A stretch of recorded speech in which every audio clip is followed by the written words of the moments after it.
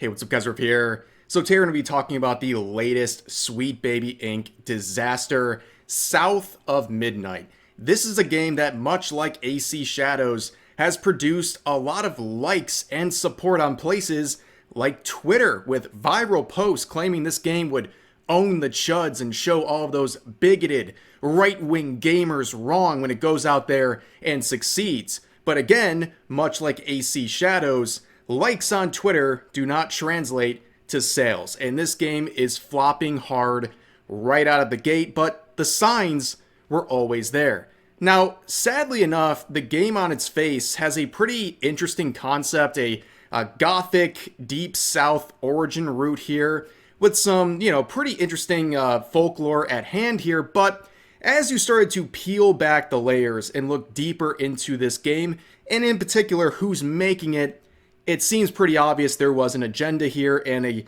very big push for the modern audience. So right off the bat, we're talking about Compulsion Games. This is the developer of South of Midnight, and they are someone who is very trigger happy with the block button on Twitter. They will block pretty much anyone who criticizes them. It's not a very good look, just like this tweet was not a very good look a year ago when they came to the defense of Crystal Dynamics, who in their remake of Tomb Raider 1 through 3, or should I say remaster, they had these warning labels talking about how there's all these offensive depictions that are no longer aligning with their values. And then Compulsion Games came to their defense and said, many video games are the product of the times they were created, and as we look to recreate and remaster these stories for modern audiences, they literally said the phrase, it's important to consider the implications of these harmful portrayals and do our part to rewrite new history, not repeat it. Absolutely amazing mask-off moment back then, but the big thing that's affecting the PR of this game is, of course, their connection to Sweet Baby,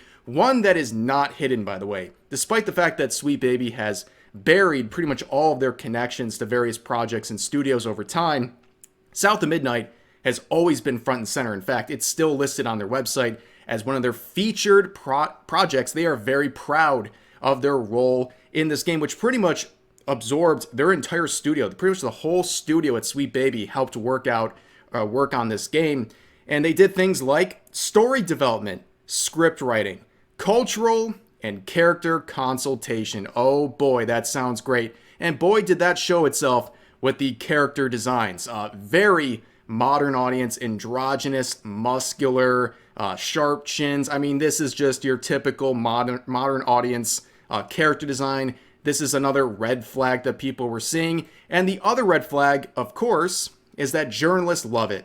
Even IGN slapping an 8 on South of Midnight, which should have been a warning sign. For example, they gave Black Myth Wukong an 8. So their rating system is completely busted. And whenever they're giving high praise to a game like this that is being criticized for potentially leaning into the modern audience, that should be a red flag. And then if you look at the reviews generally, the Metascore is a 77, which is a pretty respectable score.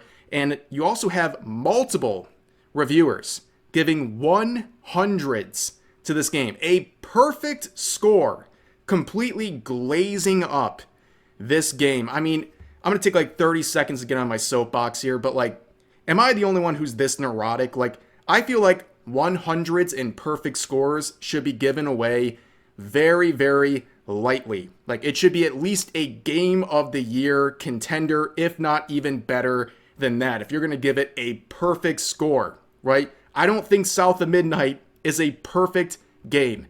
But anyways, that's just me being neurotic. And then the final red flag on this game before its official release was the early numbers for people who had early access. And during the 5 days or so before the official release with early access, the numbers for this game on SteamDB fluctuated between about 100 to 400 players. That is really bad, especially when the early access only cost you an extra $10, $50 total instead of $40 for the regular release. But yeah, the writing was kind of on the wall. And then you see the day of, on the 8th, yesterday, Compulsion Games coming out, announcing this game is now going global. It's the full release. And you can see the very large confidence they have locking the replies after they got dunked on by many different users for many different reasons. And now here we are on day 2 of this major AA release, and it's sitting under 1,000 in-game players. This is an absolute failure. And you can see the chart down here. You can see the early access. And then this was the official release, peaking out at about 1,400 players, going back down to about 400 overnight, and now it's seemingly crawling its way back. I would imagine it's going to reach the same peak as yesterday or something similar to that. But overall, for a game like this, this is a colossal disappointment. There's no way to spin this in a positive way. This is a game backed by Microsoft. It is a AA release that clearly had a very large budget, and it's barely pulling Concord numbers. Now, I hear a lot of people who are defending this game. They're going to say, but Game Pass, there's going to be so many people using Game Pass. If people already had Game Pass and they're using that to play South of Midnight, that doesn't really do any favors for the developers of this game. They would have to buy Game Pass just to play South of Midnight, or at least that was their initial intention of purchasing Game Pass. Do you honestly think anyone's doing that? I mean, seriously, there's absolutely no way anybody is doing that. These numbers are incredibly disappointing for what this game was supposed to be. And of course, you have to ask yourself, what the hell went wrong here? Well, I think overall from the reaction of gamers, they're just not very impressed. This game had an interesting concept, but it wasn't well executed. And a lot of people are pointing to the fact that the script writing is really, really bad and boring, which is a pretty bad sign. Bad and boring is not a good combo when it comes to a story. But on top of that, we look at some of the things going on with this game, and we think how much effort and money was put into this game that, as it turns out, can be played through in about 7 hours. Are people really willing to spend $40 on a game they can complete in 7 hours? One that also sounds like it's not very enjoyable? That's a very tall ask. And you ask yourself, well, if the game's boring, what happened? Well, unfortunately, the people who are responsible for a lot of the things wrong with this game are also the ones who are driving the most negative PR for this game over the past year. And the most obvious place to start with that is Sweet Baby. You can see the end credits now. You have pretty much the majority of the Sweet Baby team listed here, including Kim Belair, who did story development and script writing. And you can see basically the whole thing is focusing on narrative consultation, script writing, and story development. And boy, did it really pay off in a very fruitful way for this game. As you can see pointed out here, South of Midnight is a horrendously written game where the black female protagonist gets her powers from, checks notes, picking cotton. Oh, jeez. Oh my God. But they can't call it cotton because of optics, so they call it floofy. Well, they saved themselves there, don't worry guys. It also has blight assets from Dragon Age the Veilguard in it too, not that BioWare need them anymore. The main character is an entitled brat that cares only for herself. Sweet Baby Inc., do it again. And this part is pretty much every modern audience game right here, right? The main character being an entitled brat that only cares about herself. Many such cases, but as you can see, the unintentionally ridiculous concept up here that Sweet Baby, I guess, was sensitive enough to know would be a very bad look, so they changed cotton to floofy, which again doesn't really say from the jokes that are writing themselves here. Now also notice that on that list of credits you also had Chris Kindred, who ironically enough was the figurehead who started this entire massive wave against Sweet Baby. Of course, some people were talking about Sweet Baby before February of last year, but this is the tweet that really sent everything into orbit, where he tried to encourage his followers to harass and falsely report a Steam group called Sweet Baby Inc. Detected that simply cataloged the games that they're listing on their own public website as their projects, and of course wanted to also report the personal account of Cabrutus, the individual who was the creator of the Steam group. And this sort of narrative is always left out of every report by the usual suspects in games journalism. And also keep in mind, a couple months ago, Rolling Stone made a fluff piece trying to not only prop up this game, but also chastise all of those evil gamers who dared to criticize this game. And of course, who do you think wrote this article? Kotaku's former editor, Alyssa Mercante, because of course. Now, looking at this article, they try to spin a narrative that it's all these right-wing gamers and bigots who hate this game, and this game's gonna just do so well, and yada, yada, yada. Now, before we read this section, I want to point out one thing that I just noticed as I was prepping for this video.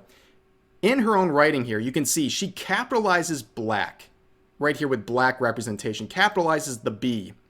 But down here, with whites, she does not capitalize whites. Now, this is crazy. This is like advanced racism at this point. I don't even know how they come up with this stuff, but yeah, I just wanted to point that out because I think that is very weird. But anyways, this is what she had to say.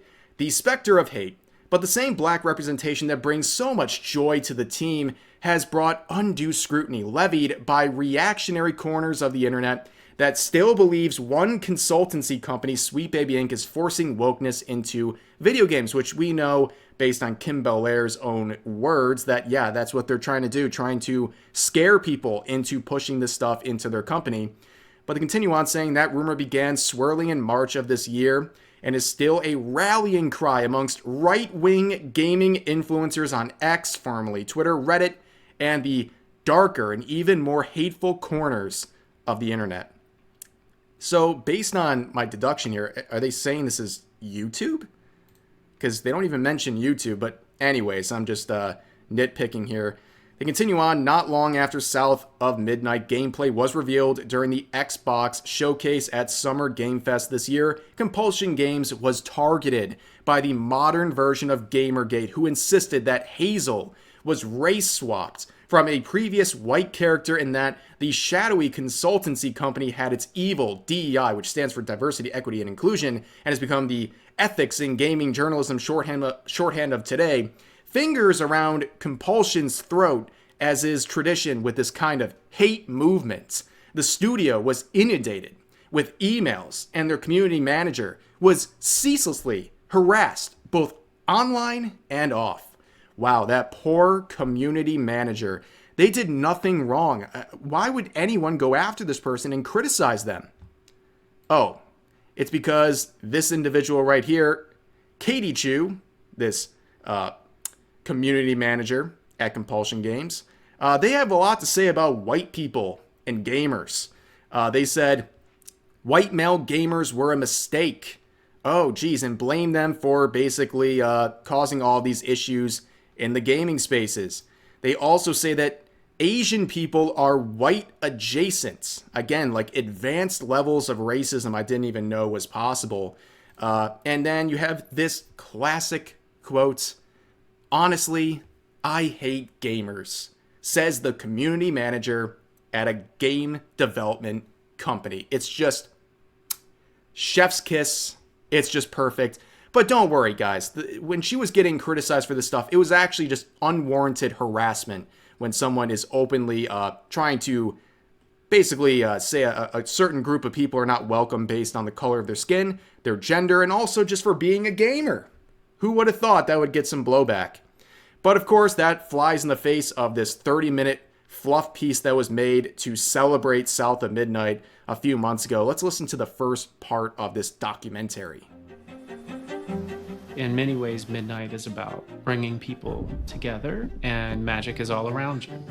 It's about learning empathy for people who aren't like you. It's finding hidden strengths. Yeah, it's all about empathy and inclusion, unless, of course, you're a white male gamer. Then it's not for you, apparently. But all of these things start to make a little more sense when you see videos like this. So this is actually the first time I've seen this. This user, Bandar Hub here, posted this yesterday, showing one of the writers on the staff for South of Midnight and their approach to writing and how they visualize themselves in the story, and how white people can't tell a story about diversity as well as someone who has a different skin color. Let's listen to this. Saying I would definitely like to see more queer characters of color, not just just a white queer character. I would like to see more people that look like me. I think audiences have a very... It's not good enough, right? It's not good enough that they have a queer character. It also has to have dark skin. It's just never good enough. You see how it just keeps getting pushed further and further and further. Very vocal minority of people who are very much against inclusion of anything that's not, as we said, like a cis straight white man. But our existences aren't political; they just are. And I think that more and more people are expecting to see that kind of representation, and also expecting it to get broader as time goes on. Well, I think what people are expecting is good characters. I think that will connect with people more than anything. I mean, a great example of all this stuff is Assassin's Creed, right? With the Yasuke blowback. People are saying, oh, all these AC fans are racist. They don't want to see a minority as a protagonist in an Assassin's Creed game. That's just not true. People want to see a organic and strongly developed character. There's been tons of diversity throughout the Assassin's Creed franchise, and people never complained about it because the characters felt natural. They didn't feel forced in the environment just to check diversity boxes, and they were well written. So that's what people want. People relate to good characters. And if you have to relate to something just because of skin color, if that's the determining factor, I think that's ridiculous. As opposed to just having that same, white gay guy archetype, or like Ellie in The Last of Us. We're looking for people who, non-binary, intersex, trans, who aren't just white. They look like me and you. And I think that games are starting to delve into that more, but I think it also needs to be intentional and not an afterthought. It can't, like, if you're writing, like Tori said, it has to be from the beginning.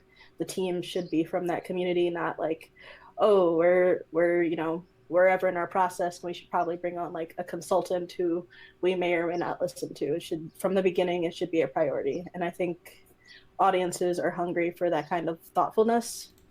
Man, that sounds a lot like Kim Belair, right? Like the quote we discussed earlier, bring them into the room, give them a coffee, and scare them into basically accepting whatever your goal is. That's what that sounds like. Right from the beginning, in fact. Like, don't even bring them in during the middle of the process. Bring in these consultancy people right from the beginning and start laying out these characters to start checking the boxes. And I think queer people of color are able to write, like, within their own identity, white characters of that same identity, but I don't think that white creators can on their own cross that boundary to write a queer person of color, because as people of color we have to exist within the framework of America's just like capitalistic, colonialistic framework. Like that's whiteness is the standard. And so like I understand your like culture, but like come to a barbecue at my church or at my house or something and tell me like how well you can navigate that. And I bet it's not nearly as simple for you because you're not used to having to put on that kind of thing. And I agree with CC. Yeah, so basically you're just straight up saying that white people can't write diverse characters as well as certain minorities might be able to.